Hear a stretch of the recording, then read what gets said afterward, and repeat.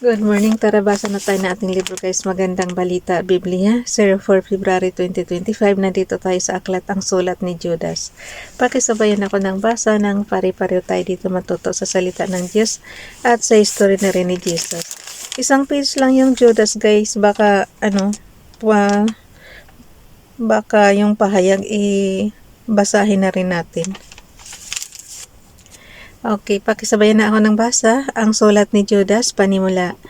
Ang sulat ni Judas ay babala laban sa mga huwad na guro na nagsasabing tunay na mananampalataya rin sila. Sa maikling sulat na ito na ang nilalaman ay kahawig ng ikalawang Pedro, pinayuhan ng sumulat ang kanyang mga mambabasa na panindigan ang pananampalatayang ipinagkaloob minsan at magpakailanman sa mga banal. Nilalaman, panimula, Chapter 1, verse 1 to verse 2. Katauhan, turo at kapahamakan ng mga hawad na guro, verse 3 to verse 16. Payo upang magpakatatag sa pananampalataya, verse 17 to verse 23. Bendition, verse 24 to verse 25. So, ibig sabihin hanggang verse 25 lang siya guys. Chapter 1, verse 25. Judas, Chapter 1, verse 1. Mula kay Judas, alipin ni Hesukristo at kapatid ni Santiago, para sa mga tinawag ng Diyos, mga namumuhay sa pag-ibig ng Diyos Ama at sa pag-iingat ni Hesukristo. Verse 2. Sumagana nawa sa inyo ang pagpapala, kapayapaan at pag-ibig. Ang mga huwad na guro. Verse 3. Mga minamahal, ang nais ko sanang isulat sa inyo ay ang tungkol sa kaligtasang tinatamasa nating lahat.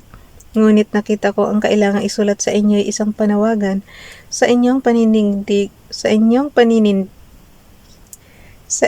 panindigan ang pananampalatayang ipinagkaloob minsan at magpakailanman sa mga banal.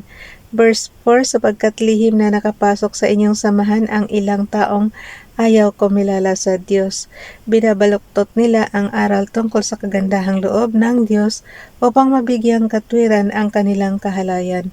Ayaw nilang kilalanin si Hesukristo ang ating kaisa-isang pinuno at Panginoon. Noon pa mang una, sinabi na ng kasulatan ang parusang nakalaan sa kanila. Verse 5, kahit na alam na ninyo ang lahat ng tao, nais ko pa rin ipaalala sa inyo na matapos iligtas ng Panginoon ang bansang Israel sa lupain ng Ehipto, pinuksa niya ang mga taong hindi nananalig sa kanya. Verse 6, alalahanin din ninyo ang mga anghel na hindi nanatili sa kanilang dating kalagayan at kapangyarihan, sa halip ay iniwan ang kanilang tahanan, kaya't sila'y ginapos ng Diyos ng di mapapatid na tanikala at ibinilanggo sa pusod ng kadiliman hanggang sa sila'y hatulan sa dakilang araw ng paghuhukom. Verse 7, alalahanin din ninyo na ang Sodoma at Gomora at mga karatig lungsod ay nalulong sa kahalayan at di karaniwang pagnanasa ng laman, kaya't sila'y pinarusahan sa apoy na di namamatay bilang babala sa lahat. Verse 8, ganyan din ang mga taong ito dahil sa kanilang mga pangitain ay dinudungisan nila ang kanilang sariling katawan, hinahamak nila ang kapangyarihan ng Diyos at nilalait ang mariringal na anghel.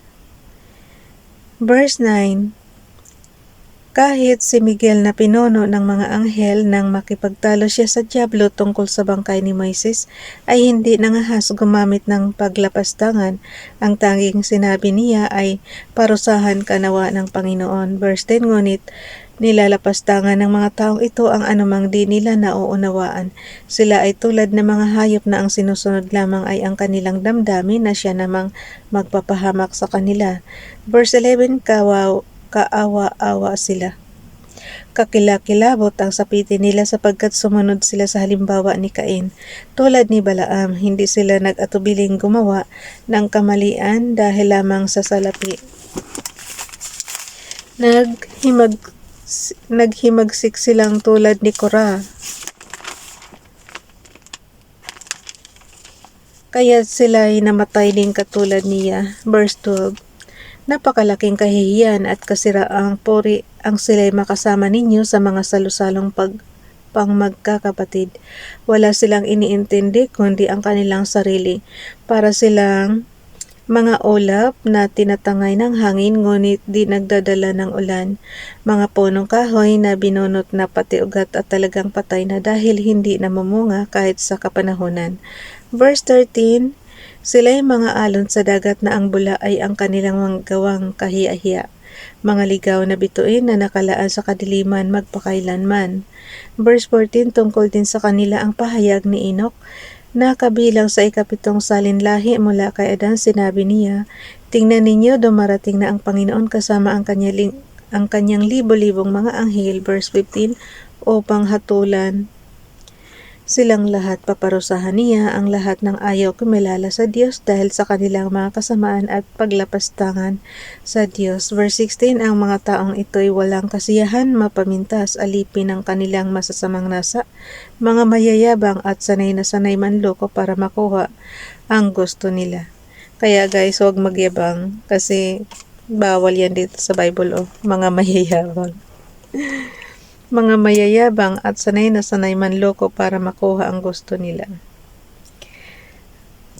How I wish, Father God, wala nang manluloko. Lalo na yung mga scammer, guys, na mawala na yung mga ganyan. Mga babala at mga payo. Kasi bawal naman talaga dito, nandito na sa Bible, nakakasabi na paparusahan sila. Okay guys, nandito na tayo sa mga babala at mga payo. Judas chapter 1 verse 17. Mga minamahal, alalahanin ninyo ang sinabi ng mga apostol na ating Panginoong Hesukristo. Verse 18. Noon pa'y sinabi na nila sa inyo sa huling panahon may lilitaw ng mga taong mapanlait at alipin ng masasamang nasa ng laman. Verse 19. Ito ang mga taong lumilikha ng pagkakabaha-bahagi, mga taong alipin ng kanilang masasamang nasa at hindi pinapanahan ng Espiritu. Verse 20, ngunit magpakatatag kayo, mga minamahal, sa inyong napakabanal na pananampalataya, manalangin kayo sa tulong ng Espiritu Santo. Verse 21, manatili kayo sa pag-ibig ng Diyos habang naghihintay kayo sa ating Panginoong Hesukristo na magkakaloob sa inyo ng buhay na walang hanggan dahil sa kanyang habag sa atin. Verse 22, kaawaan ninyo ang mga nag-aalinlangan. Verse 23, agawin ninyo ang mga hahatulan sa apoy ng paghukom. Ang iba na may kaawaan ninyo ng may halong pag-iingat, kasuklaman ninyo kahit ang mga damit nilang nadumihan dahil sa kahalayan. Bendisyon. Judas chapter 1 verse 24, sa kanya na makakapag-ingat sa inyo upang hindi kayo magkasala at makakapagharap sa inyo ng walang kapintasan at may malaking kagalakan sa kanyang kaluwalhatian. Verse 25,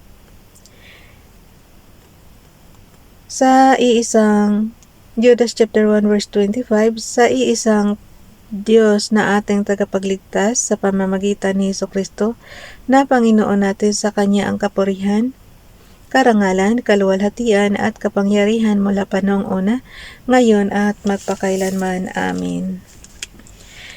Nandito na tayo guys sa aklat ng Ang Pahayag kay Juan. Panimula. Ang Pahayag kay Juan, ito na yata yung last na aklat ng Bible, yung Ang Pahayag. Sa English nito is Revelation yan guys.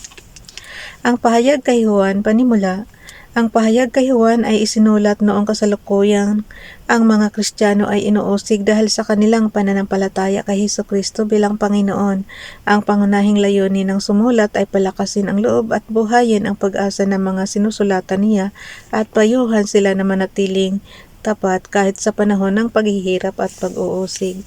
Ang malaking bahagi ng aklat ay binubuo ng ilang pahayag at pangitain na inilalahad sa pamamagitan ng mga simbolo na nauunawaan ng mga Kristiyano ng panahong iyon. Subalit mananatiling mahiwaga sa iba tulad ng paksa ng isang tugtugin.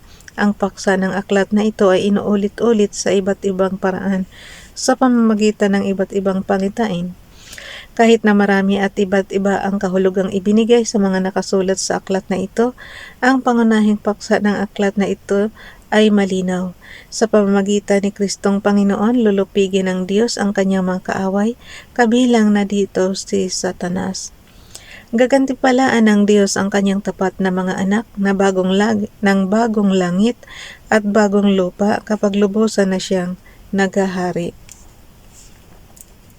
Nilalaman, panimula chapter 1 verse 1 to verse 8, pambungad na pangitain at mga sulat at mga sulat sa pitong iglesia, chapter 1 verse 9 to chapter 3 verse 22.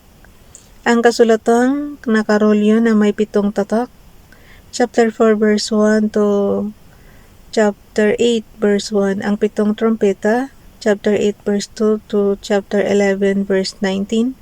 Ang dragon at ang dalawang halimaw, chapter 12 verse 1 to chapter 13 verse 18. Iba't ibang pangitain, chapter 14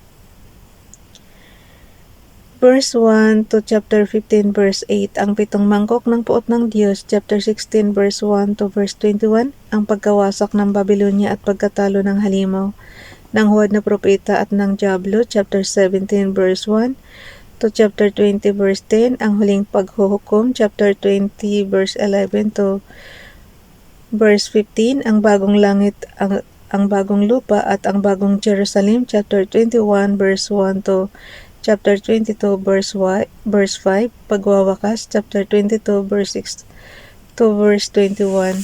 Nangyari na kaya ito, guys? Kasi bakit nila na isusulat na yung bagong Jerusalem?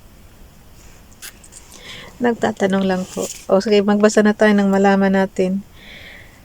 Ang pahayag, chapter 1 verse 1, chapter 1 verse 1.